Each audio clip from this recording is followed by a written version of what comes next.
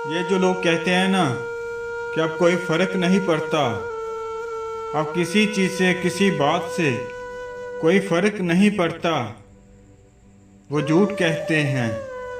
फर्क पड़ता है और पड़ता रहता है, हर पल, हर वक्त, हर उस लम्हे जब किसी और को इस मुकाम पर देखते हैं जो उन्होंने कभी अपने लिए सोचा हो।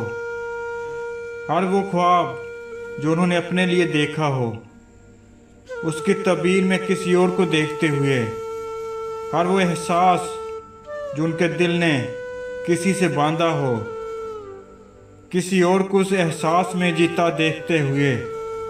हर वो मंजर देखते हुए जो उनकी बजाय कोई और मुकम्मल कर रहा हो।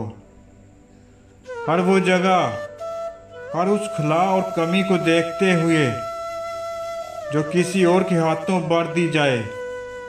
फर्क पड़ता है, फर्क पड़ता है। लोग झूठ बोल सकते हैं, एक हद तक खुद से भाग सकते हैं, मगर एक लम्हा आता है जब वो मान लेते हैं, खुद से इकरार कर लेते हैं कि हाँ, फर्क पड़ता है।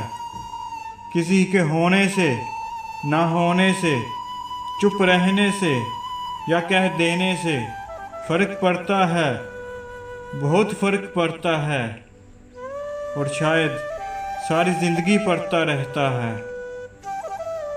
लोग झूठ बोल सकते हैं।